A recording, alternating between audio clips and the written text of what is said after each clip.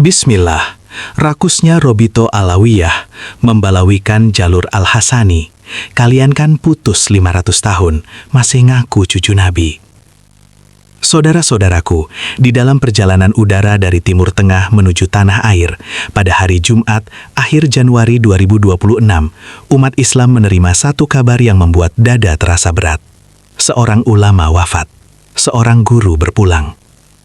Seorang rujukan keilmuan meninggalkan dunia yang selama ini ia isi dengan ilmu, ia isi dengan adab, dan ia isi dengan keteduhan. Ucapan belangsungkawa mengalir, doa-doa dinaikkan. Air mata jatuh bukan karena sensasi, tapi karena kehilangan. Namun di tengah duka yang tulus itu, ada satu hal yang tidak bisa dan tidak boleh kita bungkam, yaitu adalah akal sehat. Karena menghormati seorang ulama tidak berarti mematikan nalar, dan berduka tidak identik dengan menutup pertanyaan. Dalam beberapa tahun terakhir, umat Islam Indonesia suka atau tidak, sedang berada di tengah diskursus besar soal nasab, soal klan, dan identitas genealogis. Diskurs-diskurs ini tidak lahir dari kebencian, tapi dari satu kebutuhan dasar, yaitu adalah kejelasan. Maka ketika seorang ulama besar wafat, lalu secara resmi dinyatakan sebagai keturunan Syekh Abdul Qadir Al-Jailani, publik tentu menerimanya dengan penuh hormat. Tidak ada masalah, bahkan itu kemuliaan.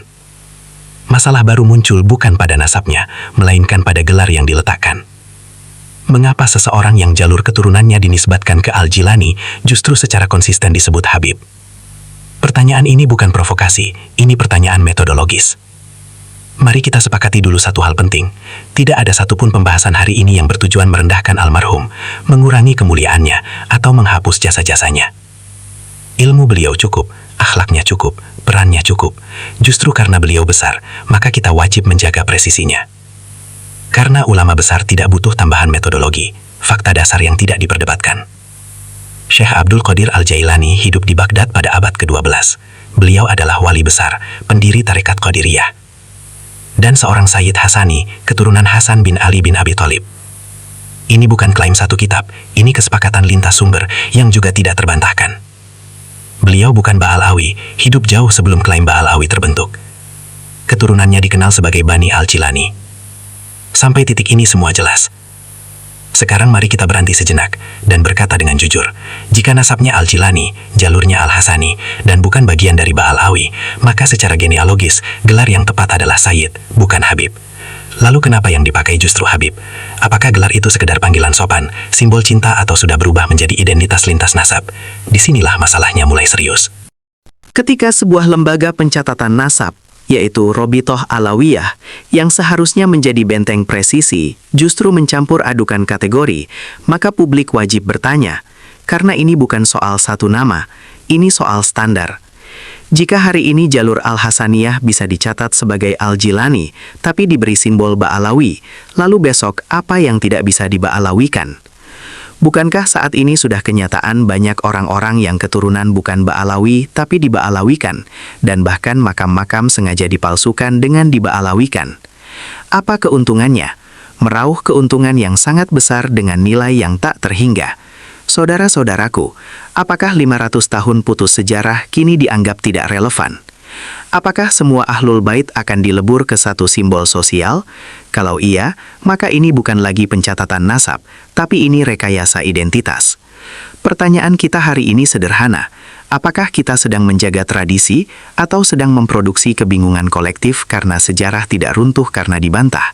Ia runtuh karena dibiarkan kabur, dan di bagian selanjutnya kita akan bongkar dari mana sebenarnya gelar Habib berasal, siapa yang berhak memakainya, dan kenapa pencampuran ini berbahaya secara ilmiah.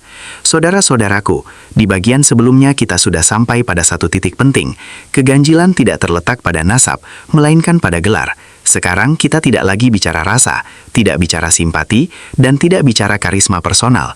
Kita bicara istilah, kita bicara sejarah, kita bicara fungsi sosial, karena dalam tradisi keilmuan Islam, istilah bukan hiasan, istilah adalah pagar makna. Ketika pagar itu dibongkar, semua orang bisa masuk, tapi tidak ada lagi kejelasan siapa berada di mana. Dalam sejarah Islam, gelar tidak lahir secara acak, ia muncul karena kebutuhan sosial dan struktur sejarah. Kita mengenal imam, fungsi keilmuan dan kepemimpinan. Kita mengenal syekh, otoritas ilmu atau spiritualnya. Kita mengenal Sid dan Syarif, penanda genealogis bukan simbol kesolehan. Yang perlu digarisbawahi, Sid dan Syarif tidak menunjukkan siapa lebih mulia, tetapi menunjukkan jalur keturunan. Maka sejak awal, gelar nasab itu objektif, bukan subjektif. Ia tidak bergantung pada popularitas, ia tidak bergantung pada pengaruh, dan tidak bergantung pada lokasi. Saudara-saudaraku, sekarang kita masuk ke kata kunci Habib. Dalam literatur sejarah dan antropologi Hadratul Maut, Habib bukan gelar universal Ahlul Bait. Ia adalah produk lokar dari struktur sosial Hadratul Maut, jaringan Ba'alawi, dan relasi murid-guru dalam komunitas endogamis tertentu. Habib itu penanda internal, Habib itu identitas klan, sekaligus simbol jaringan dakwah Ba'alawi. Itulah sebabnya, di luar Hadratul Maut dan di diaspora Ba'alawi, hampir tidak ditemukan gelar Habib digunakan secara genealogis. Ini fakta, bukan opini. Di sini kita harus jujur, tidak semua Ahlul Bait adalah Ba'alawi, dan tidak semua Ba'alawi mewakili seluruh Ahlul Bait. Ba'alawi adalah subset, bukan superset. Maka ketika gelar Habib dipakai untuk jalur Al-Hasaniyah non-Ba'alawi, keturunan Al-Jilani, atau jalur lain di luar struktur Ba'alawi, yang terjadi bukan penghormatan, melainkan pengaburan kategori.